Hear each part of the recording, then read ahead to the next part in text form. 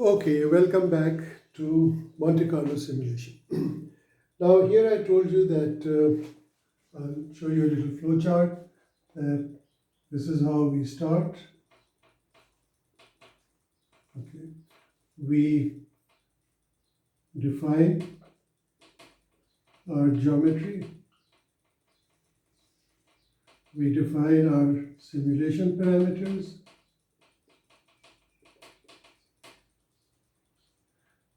Right?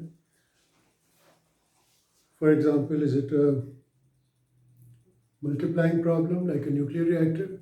Is it a fixed source problem which does not have uranium and plutonium or thorium in it? Now, whenever you've got thorium, uranium, plutonium, then you have fission, which means that the population can grow. But whenever you have non-fissile, not non-fertile material, then you do not have multiplication. For example, if you're doing non-destructive testing, you activate a sample with neutrons in what is called neutron activation analysis. So basically, you fire neutrons, or let's say you're looking for explosives hidden in this room under some sofa. So I'm just firing neutron beams, and TNT, trinitrotoluene, would have four things in it: carbon, hydrogen, oxygen, and nitrogen. Now, neutrons would undergo nuclear reactions with each one of these, and I would be interested in the N gamma reaction or the scattered neutrons, the backscattered neutrons. I could have a BF3 detector and I could have a sodium iodide detector. I can pick up the neutron signal, I can pick up the gamma signal, and I could determine the composition of the material from where it is coming, because a hydrogen has a 2.22 MeV gamma, characteristic gamma, only one gamma, and nitrogen has many gammas. One of them is a 10.8 MeV gamma. So you can pick up the 10.8 MeV gamma, you can pick up the 2.22. Carbon and oxygen do not have so many N gamma reactions. So from the ratio of nitrogen to hydrogen, you can detect whether it is an explosive, whether it is not an explosive. So in those kind of situations, you have to specify the simulation parameters.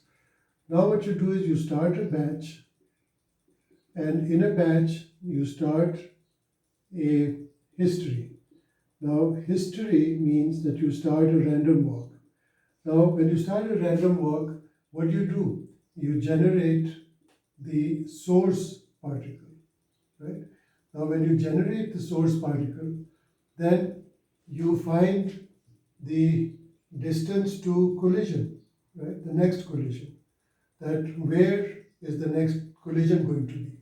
So for example, here's a particle. It started its life as a source particle. So let's say it's going to have its next collision over here. Now, so you sample the distance to collision, and then you determine the type of collision, right? So you determine the type of collision, and what you do is then you calculate, I'm really simplifying it for you, you calculate the post-collision parameters, right? Now post-collision parameters means these are the pre-collision parameters, these are the post-collision parameters. So what energy, now let's say it went in with E, it came out with E prime, it went in with omega, it came out with omega prime. So it has post-collision parameters, then you update your scores, and you carry on, right? And basically you say another history. If it's not been captured, you send it back over here, and you keep updating your score till you stop when you've come to an end. So you can see that this is essentially how a Monte Carlo simulation proceeds. Now, Avogadro's number is such a huge number, 10 to the 23. So it's not possible to simulate 10 to the 23 because your laptop would just be gigaflops, 10 to the 9. So what would you do? So What we do is that all of us practitioners, we take 10 to the 8, 10 to the 7 particles and we simulate them. And we find that that's good enough. Because we have to carry out an inference. It's like asking you the question that what is the average age of people in this country? Now you cannot do that because there are over 200 million people. So what you can do is you can take a sample from the biggest city, then the second biggest, then third biggest. So you have to take samples which represent the population. Now from those samples, which are those 10 million particles out of Avogadro's number. From that sample, we carry out the simulation. And what do we estimate? We estimate the flux and we estimate the the sigma squared of our sample. So we estimate phi s and sigma s. And okay, then in the next lecture, I'll tell you that what kind of answers do we get from Monte Carlo? Because from Monte Carlo, you need an answer which is good. What does good mean? Good means it is accurate plus it is precise. As I told you in the beginning, this is not 5 plus 3. These are this is the sum of random variables. So accurate means that the mean value estimated of your sample should be a good representative of the mean value of the population. Precision means that the variance should be very small. In other words, okay, I'll do that in the next lecture, but this is what we mean by a good result. A good result can be accurate, not precise. It can be inaccurate and it can be precise. Sorry, a bad answer can be inaccurate and precise or accurate and not precise. A good answer has to be both accurate and precise. So now this is counted world standard and Monte Carlo codes are thought to be as good as carrying out an experiment. The level of sophistication today is pretty high. And it is so high that lots and lots of people um, are using it for the design of systems with a good level of confidence. So whenever you want to design something, um, and I can give you applications in medicine. For example, brain cancer can be treated by boron neutron capture therapy. So you take a tumor, fire neutrons, you put a little injection with boron liquid, and you get the BN alpha reaction, which means that alpha particles come out, alpha radiation, and that alpha radiation can go and kill the tumor. So the simulation of medical uh, for the design of medical uh, systems can also be done with Monte Carlo methods. So Monte Carlo methods this way are good for neutrons, electrons, X-rays, gamma rays, with applications in nuclear engineering, applications in medicine, applications in so many in physics and so many in medicine, so many in telecom. For example, you can simulate the electromagnetic signal transport of your mobile phones from here to there.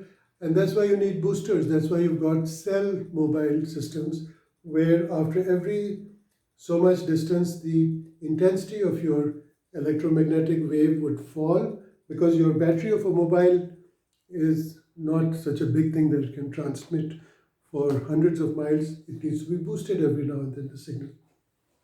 So you can calculate the reduction in intensity, you can calculate the direction of propagation, and as you know, so the applications are numerous. So I think in these 10 lectures, I hope that you've got a picture.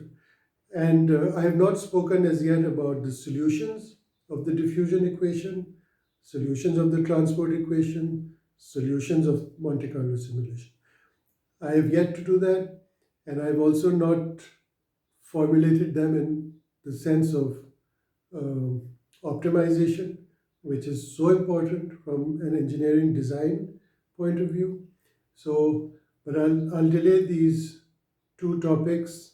I'll see that if the quality of these videos is good enough, because this has been done in a very amateurish way at home.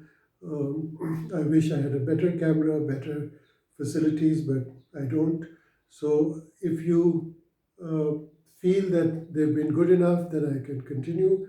If you feel that we need better software, better things, then I'll try to do that. But I'm going to let these lectures go on the net, and I hope that you give me your feedback. The other thing I'm going to try to do is to translate them into Urdu myself. And I'm going to give the whole series of lectures again in Urdu, so that I hope that those boys and girls who are not so fluent in English and who cannot understand all these terms should not be denied knowledge, which is so useful for all of us. So I hope you've enjoyed this lecture series. Uh, I've got so many things in my mind, and I'm so happy that I am giving it out, and I hope I can do better in future.